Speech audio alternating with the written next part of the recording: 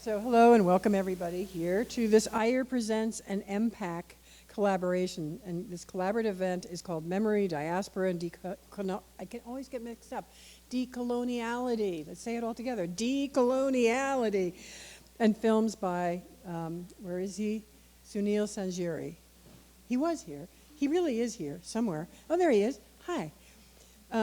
So my name is Kathy, hi, as you heard, and along with my colleague, arts professor and co-founder of the Sanctuary, Brandon Miller, we co-program the Arts Department, this is the RPI, Arts Department, series of iEAR Presents. This event is co-sponsored with the Experimental Media and Performing Arts Center, aka EMPAC, and their curator, their film curator, Catherine Adams, who's sitting right here. Woohoo! So thank you for that. We just had an amazing workshop called A Cross-Generational Dialogue with Suneil Sanzgiri and Youth Effects Bhawin Suchak, who's the co-founder and co-director of the amazing collaborative group Youth Effects, which many of you probably know, but if you don't, please look them up. They're really, really incredible. And the workshop reflected on the practical work of filmmaking and considered its impact on the histories and communities it engages. So we thank Suneil and Bhawin. Maybe he's still here. Oh, there you are. Hi. And so, really, that was a really inspiring workshop. So I thank you both for the dialogue and for everybody who took part in that. I'm happy you were all here. Tonight, we're going to see films by Suneil, and it's going to include The Golden Jubilee. And these are earlier works of his. And then the rest of the trilogy includes At Home But Not at Home and Letter from Your Far Off Country. And let me tell you a little bit more about Suneil. He's actually right now on residence at EMPAC, and I'll get to that later. But so he has been around for a little bit, and we're lucky enough to have him come here tonight. Suneil Sanzgiri is an artist, researcher, and filmmaker spanning experimental video and film, animations, essays, and installations. His work contends with questions of identity, heritage, culture, and diaspora in relation to structural violence and anti-colonial struggles across the global South. Sanzgiri's films offer sonic and visual journeys through family history, local mythology, and colonial legacies of extraction in Goa, India, where his family originates, and deftly utilizing and vividly blending together things like 3D renderings, drone videography, photogrammetry, and LiDAR scanning. I don't even know what that is, but Suneil will maybe tell us. 16 millimeter and film and animation, archival footage, and desktop documentary practices.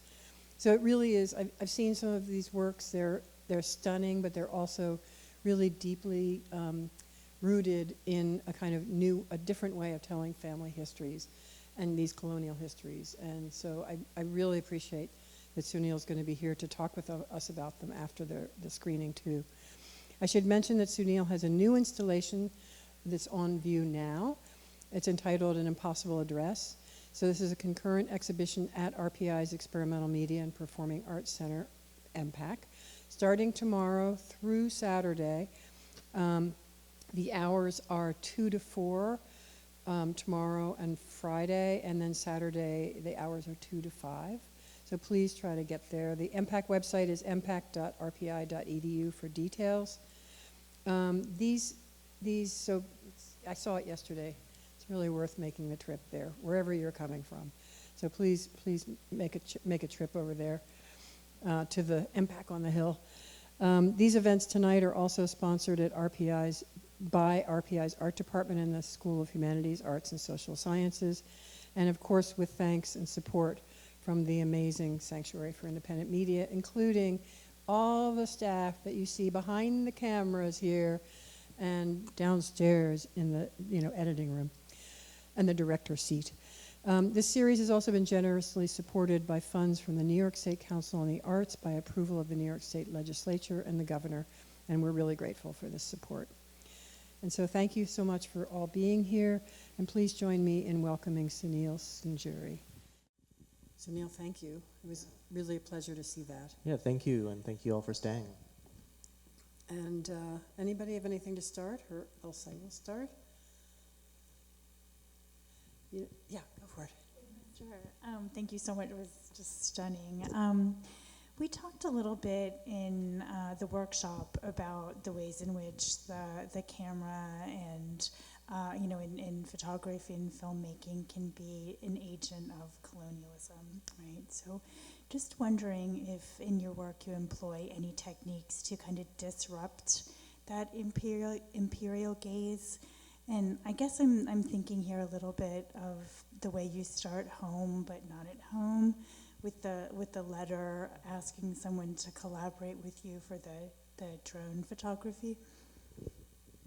Yeah, I mean, I think about that in terms of like me being like an outsider but not an outsider, especially even when I go to India, right? And it's not, while it is part of my heritage, it's not where I grew up, and so I think the outsider experience is something where it gives you it becomes this terrain, this unfamiliar terrain where I'm very conscious of what it means to hold a camera in the global South, right? And how I might be perceived and how I want to not,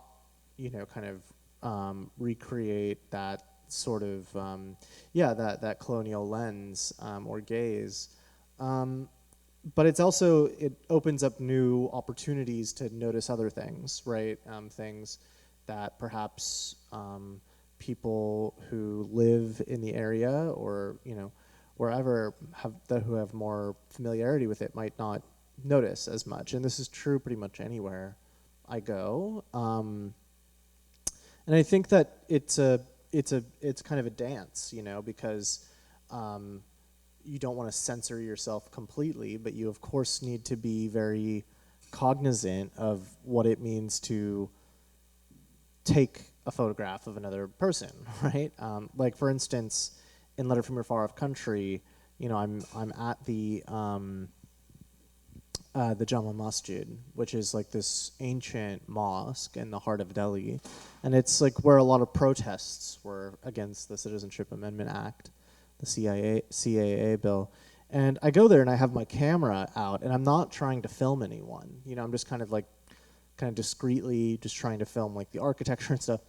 But of course, people just like these kids just kept coming up and like really interrupting the image, and I was just like, okay, like I'll just keep rolling, right? But it was definitely like I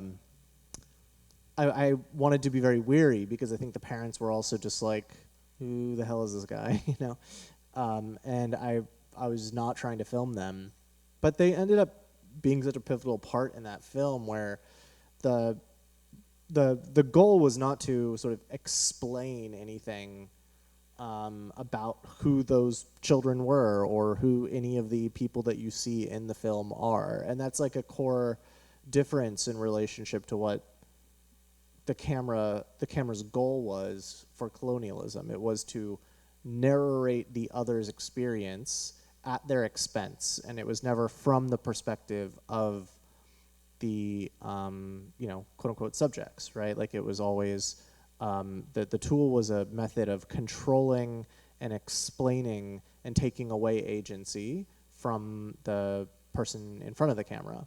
So that's not what's happening in my film, because I'm not like trying to explain anything in any of these works. It's coming from a personal experience and a curiosity and a questioning. So, I can't say that I'm necessarily subverting anything in that regard, but I'm certainly like hyper conscious of the way. I mean, and the same for this new work where I was in Africa, I was in Angola, and I was like, what does it mean to have a camera in Africa, right? What does it mean to have a camera in these places that have been hyper imaged, right? Like, like there's so many images of like the idea of Africa and the idea of like an African nation has been that narrative has been created for them hundreds and hundreds and hundreds of times. Of course, they made their own images, right? But the majority of images that are created about and in Africa have been taken by people who are not from the area, right? And that then creates a narrative about who they are, right? And so I was hyper aware of like what it might mean to have a camera when I was in Angola, but it didn't stop me from filming, you know? So I think it's once again about like not just the relationship in front of the camera or behind the camera, but also like how does that image get used and for what reason? So, you know, but yeah, once again, I can't say that anything I'm like subverting any of it, because technically I'm just doing the same thing, but just trying to do something different with it. You know, it's interesting, unless anybody has a question, that shot that you're talking about with the kids, because you shot it and then it was in black and white, I actually thought it was not a contemporary shot. I thought it was an older shot. Not necessarily by a colonizer, but, you know, it was just really interesting how it reads that way, just as a comment. But the thing I'm interested in also is, this is a trilogy, and I'm curious if you thought of it as a continuous story from the beginning and then decided to sort of go at it with different parts, or did you keep building, like realizing you needed to keep building it as you were Yeah, it going was the along? latter. I get that question a lot. Yeah. Yeah, but it was just the latter. I started and I couldn't stop, and then the work took me elsewhere, and this new film that's at EMPAC, which I really hope you all get to see, because I think it's really great, and it's one of my favorite works I've made, which I did not think was possible, because the film I've doubted myself the most in making. But this film and its precursor, Two Refusals, are sort of a separate body of work, and they're like I consider them like a duology. And now I'm kind of moving to a new body of work, like an entirely new, but you know, it all builds on itself. It's a continuum. You know, I sort of start in Goa and I end up in, who knows, like I'm moving to Tunisia, and so the work's gonna take me to Tunisia soon. Yeah, and I really appreciate your storytelling in general, just because of the way you complex the stories and don't simplify them at any point. Yeah, thank you. Anybody else have any questions? Thank you. Thank you so much. It was a lovely experience, and also lovely isn't the right word. It's a very beautiful place, but you overlay with the history of colonialism there and the reality of it in a very felt way. Can you say more about your project in Angola? Also former Portuguese. Yeah, so I mean, this new film, An Impossible Address, is the second film in like a duology. So two films, and the one before that is called Two Refusals, Would We Recognize Ourselves Unbroken, which is a hybrid work that kind of combines this speculative narrative about a woman whose dreams are haunted by this figure from Portuguese mythology called the Adamastor, which was this kind of storm cloud that formed on the Cape of Good Hope in what we call South Africa. And you know, it's a part of Portuguese mythology in their book called, their epic poem called Os Lusíadas, which is the Lusiads. It's like their version of the Aeneid or the Odyssey. And in it is this, it kind of glamorizes Vasco da Gama's conquest of India and Africa. But in that he encounters this monstrous storm cloud called the Adamastor that tried to destroy his ship. And I kind of am interested in that storm cloud, this you know, mythical titan, as a sort of anti-colonial force that seeks to destroy Vasco da Gama, but ultimately fails. And so there's this, the film is about this woman whose dreams are haunted by this storm cloud. But it also weaves in these other narratives. Like I interview this Goan freedom fighter who's like 93 years old now, and she was imprisoned when she was like 17 years old and tortured by the Portuguese. And she sings these songs that she wrote when she was in Portuguese prison. But then the narrative kind of shifts into the story of this woman named Sita Valaj, who was an Angolan revolutionary of Goan origin. So she grew up in Angola, but her family is Goan. And so I started looking more at like the diaspora, the Goan diaspora, and particular figures in the Goan diaspora who fought in other anti-colonial struggles, particularly in Africa. And it took me into several years of research, which I could talk about a lot. But there's a new film that's at EMPAC. So the film Two Refusals, I wasn't, I hadn't gone to Angola yet to film, even though I wanted to. I just hadn't gone because I had to finish this other film and there were deadlines and stuff. But with this new film, An Impossible Address, which primarily focuses on the story of Sita Valaj, but is kind of more of an experimental essay film akin to what we saw up here, and comes from a more personal response to her story and her disappearance. The thing about Sita Valaj is she helped to establish the MPLA, which is the Popular Movement for the Liberation of, or the People's Liberation of Angola.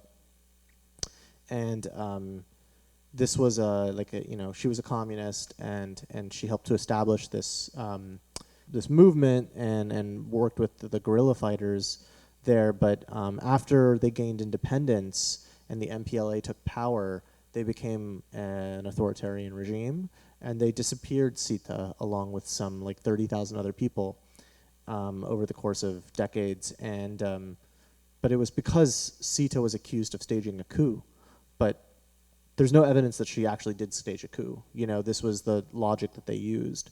But what she did do was to challenge the regime, and she challenged them of not living up to the ideals of the revolution. So the film is about sort of the aftermath, that dark aftermath of decolonization in Angola. And it's an expansive work. It deals with the 1955 Bandung Conference, which is mentioned in this first film, the first so-called Afro-Asian Solidarity meeting. And it's an expansive work, but I made it out to Angola. I was there sort of at the invitation of the daughters of the filmmaker Sarah Maldoror, who's a really pivotal work of, she's a kind of legend in the kind of third cinema space, where she's the first black woman to ever direct first black woman of Africa, to direct a feature film in Africa. And she made this film called Sambizanga that she made in collaboration with her husband, Mario Pinto de Andrade, who was one of the leaders of the MPLA, but he was also exiled. So the daughters of Mario Pinto de Andrade, and who helped to establish the country of Angola, and was married to the filmmaker Sarah Maldoror, their daughters invited me to Angola, and I stayed with them, and they significantly helped in the making of the work. And one of Sarah Maldoror's films is playing on Saturday at 1 p.m. At EMPAC. There's a film program that is kind of going along with this new work that is a series of short films by women filmmakers that are sort of addressing intergenerational memory in different ways. So that's at 1 p.m. So I hope you can make it. If you can, yeah. Two questions. One is, when is the film playing? That's your latest film at EMPAC. It's 2 to 5 on Saturday, but it's open tomorrow and Friday as well. So. And then for this trilogy, I was a bit confused about the second one and how it fits in, because Kashmir is so far from Goa, and I just don't understand actually the connection. It would have been colonized by the British, or am I just? Yeah, I mean, there's no direct connection other than India is now colonizing another country. So the question is how does the colonized become the colonizers? I see. I mean, the second film was made in the context of the takeover of Kashmir, the siege of Kashmir, which happened in 2019. So a lot of that film is me responding to the present moment. It has nothing to do with Goa. It was just the first time I went to India was when, an entire Muslim neighborhood had been burned to the ground. So, in my search for this kind of connection to my people, I find that they are committing heinous acts of violence against their brothers and sisters. Yeah. So that's I mean, that's what it means to be in a diaspora, is to acknowledge the damage that your own people have done, you know? Have you shown all these works like in Goa and in Angola? And if you have, can you tell us a little bit about the space and the experience of those viewings? Yeah, they have. Yeah, they've been in. Golden Jubilee was in an exhibition in Goa for quite some time, and you know they brought school children out there to see the work, and that is like filled my heart with joy because I got to see them in their little uniforms, and like, you know, they really responded to the work, and you know, the Devkar is a local myth that, like, you know, these children know because it's like a ghost story, you know. So I think the response has been quite incredible, you know, from the Goan community so far. I mean, I'm sure there's plenty of people who are critical of my work, and that's just as exciting to me. And then Two Refusals was also in an exhibition in Goa, and same thing. Like, there, you know, I got people were sending me photos of like little, you know, like high schoolers going to see the work, and that just like filled my heart with so much joy, because just to think like these stories. I mean, even in the Indian diaspora and even in the Goan diaspora, these stories are not well known. You know, I mean, of course. You know, if you go to Goa, you feel how different it is from the rest of India because of Portuguese colonialism, but it's not really talked about, you know. It's not like, and especially not like the solidarity with other places. Like, what a lot of Goans don't know is that we owe our liberation to the leaders of the African liberation struggles, because they were the ones who pressured Nehru to intervene in Goa to throw out the Portuguese, because they knew that if Goa could be liberated, then they could be liberated too. So it was, you know, and if you look at it, the African liberation struggles in the Lusophone world in Angola, Guinea-Bissau, Sao Tome Principe, Cabo Verde, Mozambique, they all started in 1961, which is when Goa gained independence. So yeah, thanks so much. It was great to see them on the big screen. I saw a couple of them.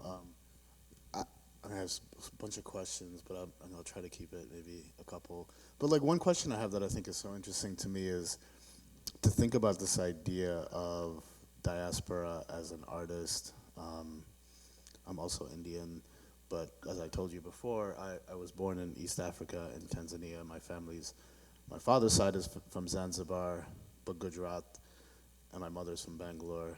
And then I came here when I was 10 years old, right? So it's like this double diasporic experience, which I think kind of being in this like in-between space is really interesting to me in the context of your work, because I find that it feels like you're kind of just transversing all these different mediums, and at the same time taking like, there's so many places we go in one of your pieces. And I'm just curious to just hear a little bit about like that part of your sort of consciousness as an artist, and knowing that, you know, like you're here in the United States, but you have this deep connection and longing, and but you don't have to like actually physically be there in order for you to sort of, you know, examine and explore what that means through the work. And I want to say, I love the sections with your father. At the beginning, so I think I told you just a little bit about, you know, just starting to sort of uncover some of the stories of my father's life. And I know that's so hard sometimes to get those stories out. But yeah, I'm really curious about that sort of diasporic experience and how that impacts your work. Well, you know, we're about to get our another African Gujarati is about to take office in a particular city pretty soon. So it's more common than we know, right? It's more common than we think. And, you know, I think it's, what's that? Oh, sorry. Yeah, I mean, we'll see what happens, but yeah, like I couldn't, you know, that sort of, yeah, I mean, you know, we'll see what happens. But I think for me, I grew up in Texas, like deep South, and I was taught to hate myself growing up. I mean, everything around me was telling me all these horrendous stereotypes about Indian men. All the girl, whatever. I'm not gonna like take you through my childhood trauma, but like, like all the kind of, yeah, and it's just like I was taught to hate myself, and then at one point I read Black Skin, White Masks, the Fanon text, and I learned about internalization and like internalized white supremacy, and when I encountered that text, it was during the Baltimore uprising of 2015, after the death of Freddie Gray, where I was very politically active, and it was kind of like I hadn't really. I like knew post-colonial theory was a thing. I never really I read Orientalism by Said, but like it didn't click for me until I read Black Skin, White Masks. I'm not black, obviously, but the brilliance of that text is that it can be applied in many ways to the logic of colonialism, and for any colonized subject to be able to identify with that, which is over half the world, way more than half the world, right? The global majority. I mean, I don't know, but thinking about the way in which that crystallization of all of that helped me to understand who I was really immense. But it took me then more than a decade after having read that text and done that to be able to talk to my father and think about the kind of work that I wanted to make that explored that. I didn't read that book and was like, I want to make work about diaspora and colonialism and whatever. It took me a long time to figure out all of these things I was reading about were just in my own family, and I just it wasn't something that I necessarily immediately jumped to. It was that all the work, everything that I wanted, I realized I was excited about unlearning and wanting to make work about simultaneously was just all within my own family, right? Yeah, can I just ask one more? Yeah, you saw this I don't know if you know Ocean Vuong's work. Yeah, I have thoughts. You have thought. I know that there's thoughts, but I'm going to pull out one quote that I think is so, it just resonated with me to this day after reading that book, was this idea about history and this idea that, people are taught that history is sort of like this timeline, and, and he kind of references history as the spiral. Mm. And I was really interested to hear you talk a little bit about the form and how you sort of come to the particular material that you use.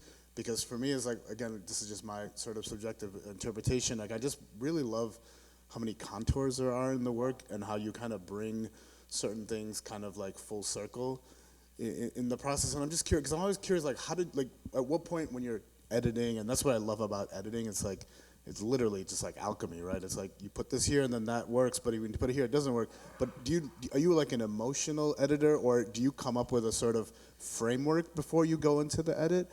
And I just love that.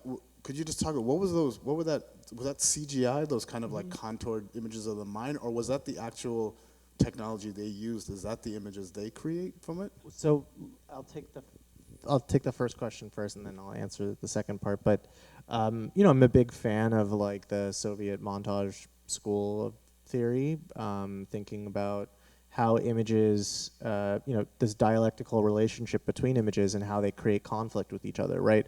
It's that images in relationship to each other change each other, right? That the image that comes after another image changes what comes before it and what comes after it. Now, there was a scientific study that was done recently about quantum entanglement, and what these scientists found very recent. I mean, it sort of went viral recently, but the study was done a while ago. What these researchers found at a quantum level was that these particles that became entangled with each other, actually, one of them, which takes place in the future, a particle that was sent to the future,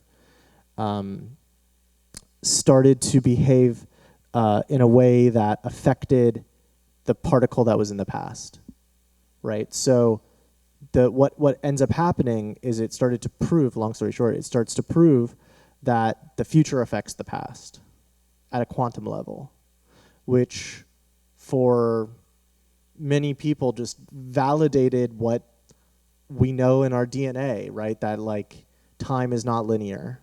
That time is fundamentally a non-linear thing that has no past and has no present and has no future.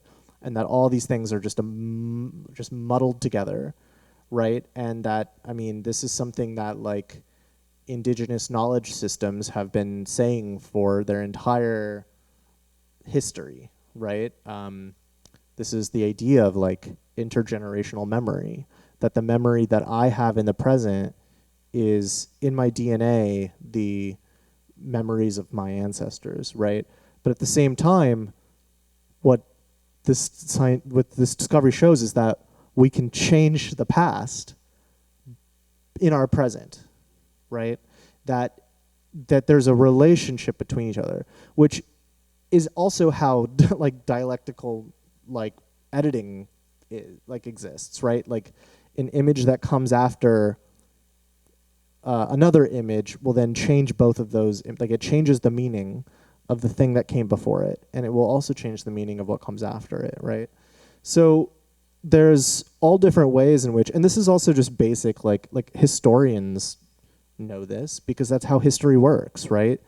History is never static, it's dynamic and it's always changing, and the way we interpret the past today is significantly different than the way history was narrated 2 decades ago, right? So future generations from now are going to have a completely different, like how many Gen Z students are just like, yeah, this country's founded on genocide and slavery, you know, like you don't, like that's just something that's like common knowledge. And of course there are active forces that are trying to make sure people don't know that, right? And that you can't talk about that, right? But certainly like it's just so, you know, it's not something that like, yeah, maybe we talked about it when I was in elementary school, but it wasn't something I kind of grew up thinking about, like about the genocide of indigenous people here on a day, you know, with to the point where it's just common knowledge in that sense, right? But I have students that are just like, yeah, like they know all of these things, and I, you know, it's not something I have to like rehash so much. They're like, yeah, we know, we understand settler colonialism, we understand like the transatlantic slave trade, you know. So I don't know. I mean, I think the editing is intuitive, but also I'm very much thinking. I mean, sometimes I'm editing for like 10 hours a day, and I like look back at like what I've done in the 10 hours before I go to bed, and I'm like, great, I made one edit. I made one edit that I like, right? But then others where I'm just like, I have no idea what this means, but it feels right. But sometimes I'll spend 10 hours on just getting the exact right frame next to another frame. You know what I mean? So yeah, and then the question about like the use of technology. So the thing in the last film, Golden Jubilee, the LiDAR scanning and photogrammetry techniques are the same techniques that these mining companies use in Goa to extract the mineral resources from Goa. These are the same technologies that these mining companies use to survey the region. It's called prospective mining. And you know, many people use these technologies. I mean, photogrammetry is a sort of technique that's been around since World War I. And filmmakers use it, you know, it's used in VR, it's used in real estate, it's used in architecture, right? But I was interested in thinking about this tool that's primarily used for extraction in Goa to be used for preservation of my ancestral home, you know, which is falling apart. And like, I don't know how much longer it's gonna be around for. I mean, it's you know, it belongs to the whole family. So I have plenty of cousins who are hopefully will invest in the ancestral house, but it's in the middle of nowhere. You know, it's in this rural village in Goa, so it's like not very convenient to like live in. But you know, doing the 3D rendering of that space, I was then able to bring that to my father, and he would tell me all of his memories in that house growing up. And one of those memories was a memory that he had of an encounter with the Devkar spirit. So, you know, it's sort of, these things started to, yeah, like it is a spiral, but it's also every other shape. You know, it's every possible shape because it's boundless. And, you know, I mean, you can kind of think about the time that it is trying to tap into in any number of ways. And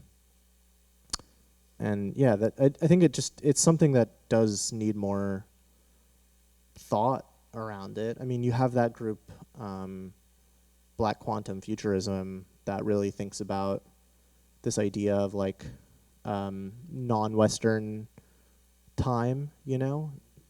So, I mean, time is like one of my favorite things to think about. So, yeah. Thank you for that question and that discussion, because it's really hard to find people who make films who talk about editing very much.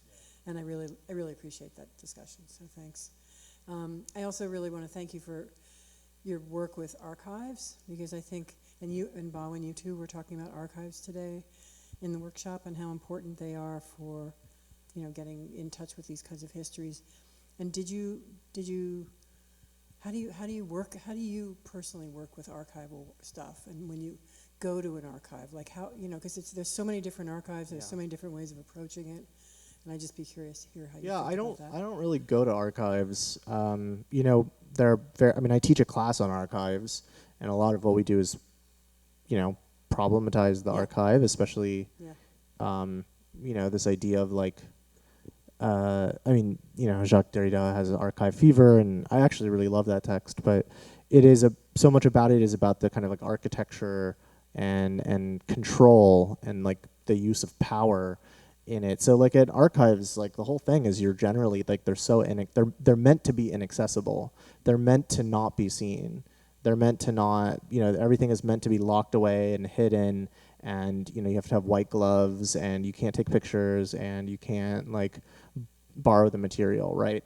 And in relationship to colonial archives, I'm just like, steal that shit, you know, like just take it and steal it and pirate it and copy it and burn it and bury it and wipe your ass with it. I don't know. Like, I mean, it's like this is all material that was stolen from other people. You know, these are images that were stolen without the consent of the people that they are trying to narrativize and to kind of create this mythology around who belongs and who doesn't, who is human and who is non-human.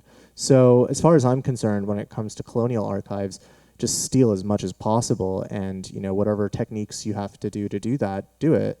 And when it comes to other images, right, I mean, there's a whole other practice. So, you know, when it comes to kind of like citation, you know, with like, you know, the kind of citational practice that I have in films of like, you know, like thinking about how these images are like, you know, like movies, like especially like in parallel cinema in India, but also in my other work, there's like other anti-colonial films that I pay tribute to. You know, I make an effort when I can to like, you know, not license the work, but also like be like, hey, can I pay you for, you know, using your work? And, you know, in some cases that works, like with Sarah Maldoror's work, because I know her family, and Flora Gomez, who also is he's a filmmaker from Guinea-Bissau. But other instances, it becomes difficult to like seek it out, but you know, you make the opportunity, you make every effort to.